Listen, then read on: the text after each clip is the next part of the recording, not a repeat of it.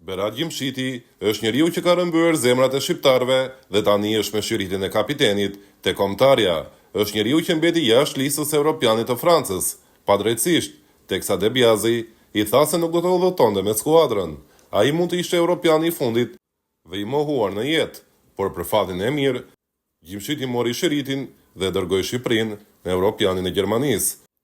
Por jo vetëm kaq, Gjimshiti është një prej atyre lojtarëve të pakët që luajnë si titullar në nivelet më të larta dhe është po i pagabueshëm të Shqipëria, teksa këtë e dëshmoi më së miri edhe në ndeshjen e fundit me Anglinë.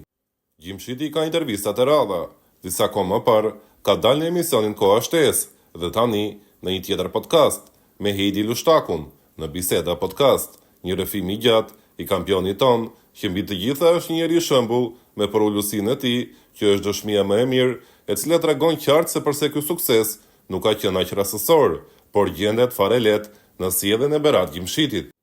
Kur ishte diskutimi për të zgjedhur mes Shqipërisë dhe Zvicrës, unë zgjodha Shqipërinë. Kur më erdhi ftesa nga Shqipëria, pasi kisha luajtur me të gjitha moshat e Zvicrës, babi më shtyu drejt Shqipërisë. Është patriot, në fakt si të gjithë të tjerët. Nuk kërkova shumë kohë dhe më njëherë zgjodha Shqipërinë. De Biasi më thiri, erdha te kombëtarja. Pastaj ngela jashtë Evropianit. Nuk ka problem. Mesazhet e shumta të shqiptarëve ishin të rëndësishme për karrierën time në atë kohë dhe u tregova se bën gabime mua në atë rast. Gjithsesi e mërzitje e madhe që ngela jashtë Evropianit ishte 1 deri në 2 javë dhe më pas kaloi. Kur ra shorti tani me Serbinë, thash, "O jo, mos prap." Nuk isha i kënaqur për shkak të ngjarjeve që kanë ndodhur në të kaluarën, por besoj dhe shpresoj se këtë herë nuk do të ndodhë e njëjta gjë dhe se do të merremi vetëm me ndeshje sportive.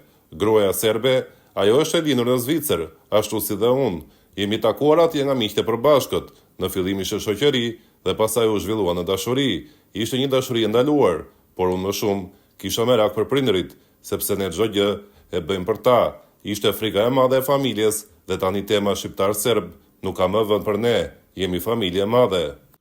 Mendojmë vetëm për dashurinë tonë dhe për familjen. Ajo ka rëndësi. Familja ime nuk pranoi menjëherë. Mendoj se ishte diçka kaluese dhe jo serioze, por pasi kaluan muaj dhe i tha se ishte diçka serioze kjo lidhje, e pranuan ashtu siç ishte.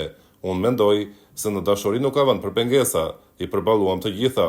Ka pasur komente negative, më kanë lënduar kur isha më i ri dhe atëherë kur i shikoja me më shumë vëmendje. Tani jam forcuar dhe nuk më ndikojnë shumë komentet që bën njerëzit për mua dhe gruan time. Frika ime më e madhe kur të vi momenti që të iki nga futbolli, është çështje psikologjike, po filloj ta servis veten që tani me këtë mendim.